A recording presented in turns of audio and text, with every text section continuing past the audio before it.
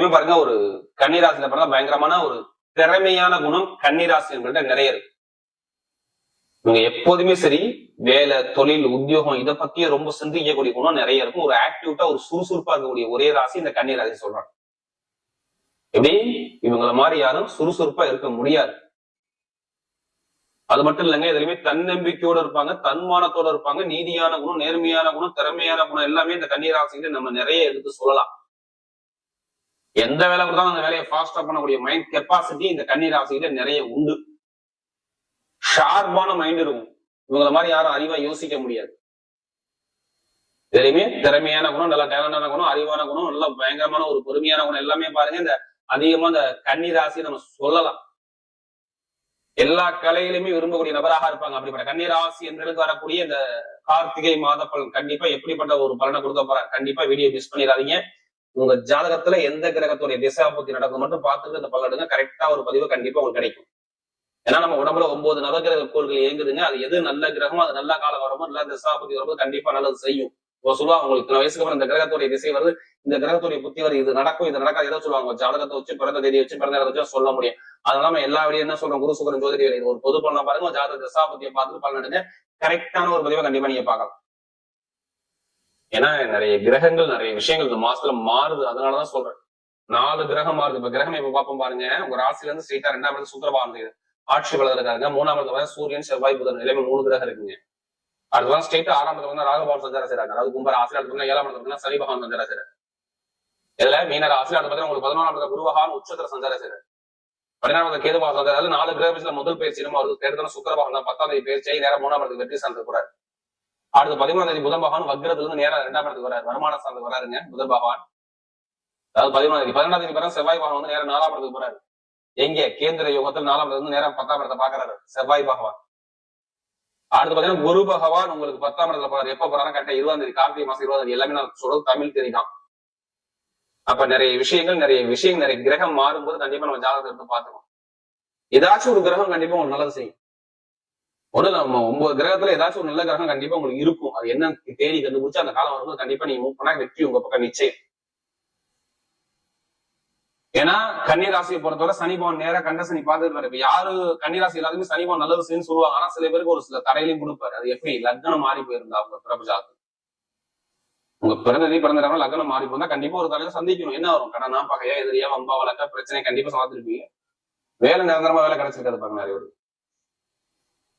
ஒன்னும் உடல் ரீதியா தாக்கம் இருக்கும், இல்ல பொருளாதார ரீதியா தாக்கம் இருக்கும், இல்ல குடும்பத்துல நிறைய செலவை பார்த்திருப்பீங்க, இல்ல கடன் பிரச்சனை, பகை பிரச்சனை, எதிரி பிரச்சனை கண்டிப்பா பார்த்திருப்பீங்க. நண்பர்கள் கூட்டாக ஒரு மன வருத்தம் கண்டிப்பா இருந்திருக்கும். தொழில் உத்தியோகம் ஒரு மந்தமான தன்மை கண்டிப்பா நீங்க தள்ளப்பட்டிருப்பீங்க. மாமனார் மாமிய உறவுகள், தொழில் உத்தியோக சார்ந்த விஷயங்கள், நிறைய அலைச்சல்கள், குடும்பத்துல நிறைய செலவுகள்.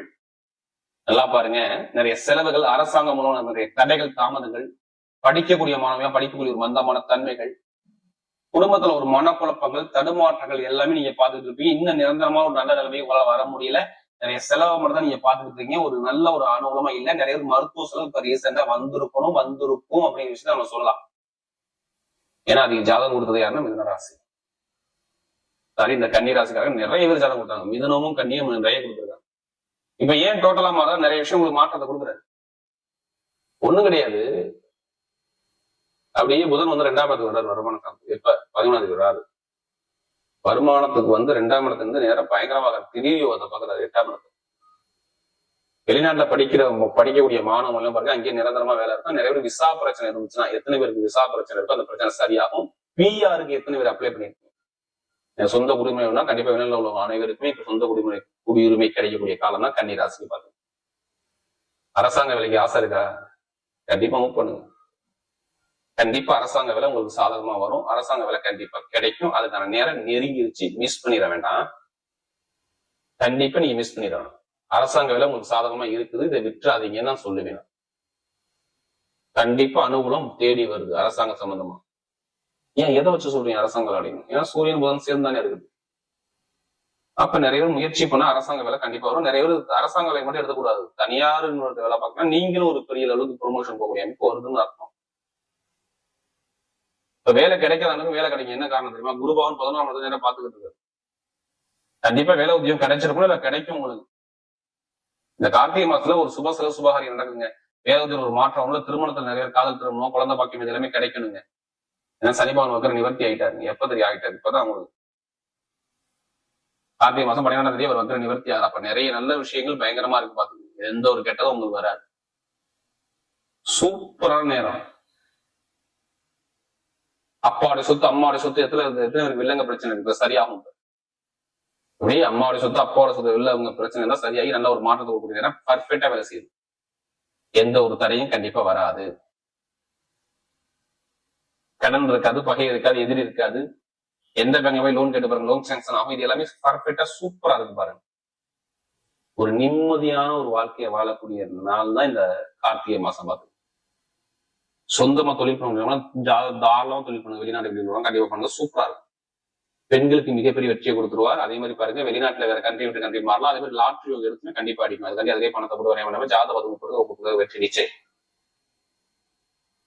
மெயினா யூனிஃபார்ம் போட்டு வேலை பாக்குறவங்க, கட்டிடத்துறை, நெருப்பு சார்ந்த வேலை, இரும்பு சார்ந்த வேலை, ஷேர் மார்க்கெட்டிங், கமிஷன் வியாபாரம், ஐடிஐ ஃபீல்டு, இது எல்லாமே நல்லா இருக்கும். நல்ல ஒரு மாற்றத்தை கண்டிப்பா பார்க்கக்கூடிய நேரம் அழகா இருக்கு.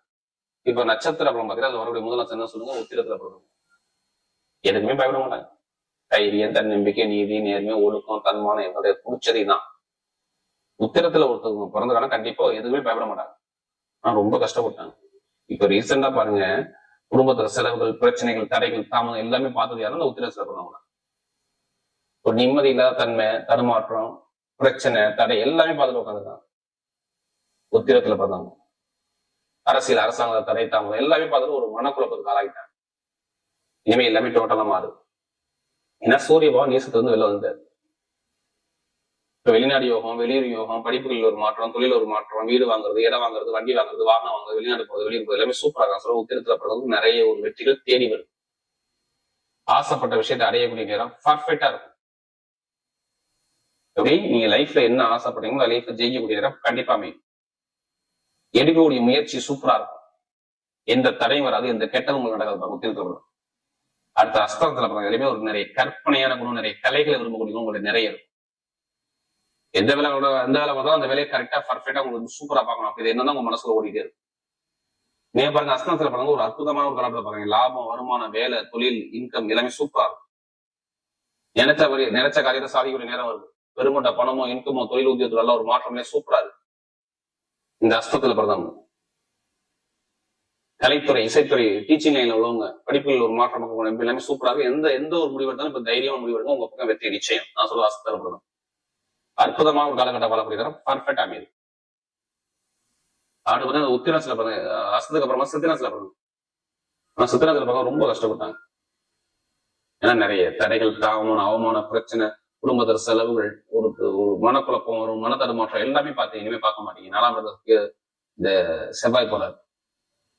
இப்ப இடம் வாங்குறதோ, வீடு வாங்குறதோ, வண்டி வாங்குறதோ, வாகனம் வாங்குறதோ, தொழில் பண்ணக்கூடிய அமைப்போ, தொழில ஒரு மாற்றமும், உத்தியோகத்தில் உயர் பதவி எல்லாமே தேடி வருது. படிப்புகளில் ஒரு மாற்றம், நல்ல ஒரு சேஞ்ச் கிடைக்கக்கூடிய அமைப்புகள், வண்டி, வாகன, பூமி வாங்கக்கூடிய யோகங்கள் எல்லாமே தேடி வருது. எந்த ஒரு காரியம் இருந்தாலுமே நீங்க தைரியமா இறங்கிறீங்க.